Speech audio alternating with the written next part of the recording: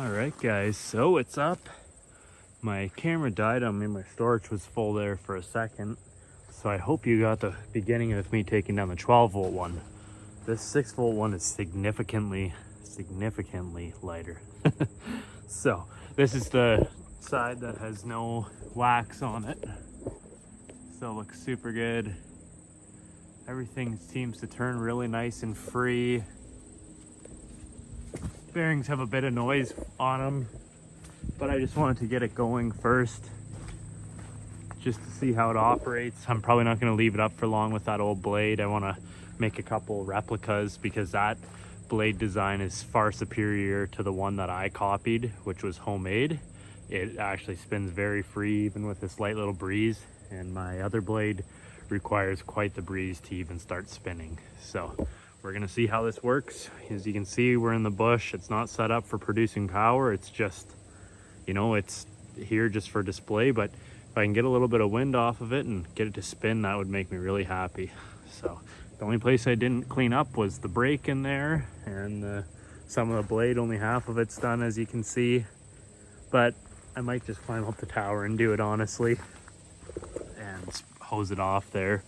But for now, I'll tune back in when it gets windy and we'll see if this thing turns good, and if it does, that'll be the end of our video, and we'll catch up with you guys next time. I really appreciate you guys watching, and I hope you liked learning about pre-REA electricity here. This was before the Rural Electrification Act. That's why these were made, for people out in the country just like I am, to have power without hydro lines, and they could have modern appliances at that time and stuff that would be able to power farm radio and stuff. So cool piece of history, and if you want to learn more about it, go to Wincharger.com.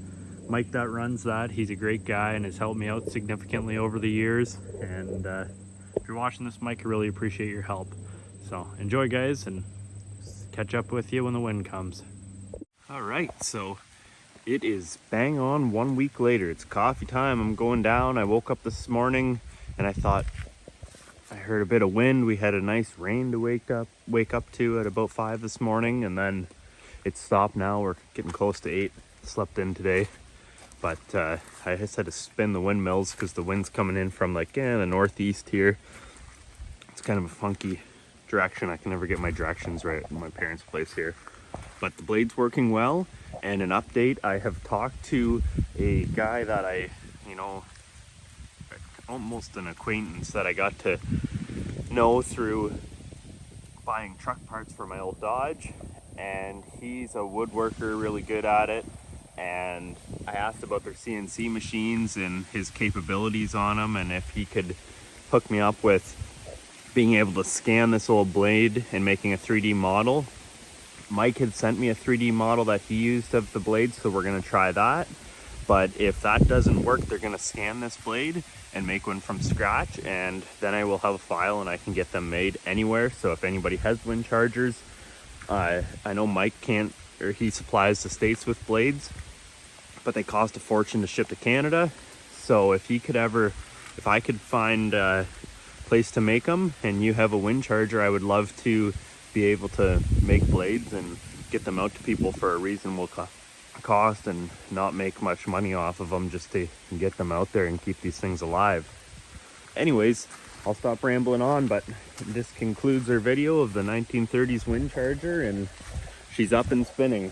I did put a couple pieces of safety wire around the blade where it had the crack just in case, but otherwise it shakes with no vibration, and who knows, it might, after it spins a while, stuff might clean up in there. It might actually start charging. I'm not concerned, but I'll probably put my meter on the wires.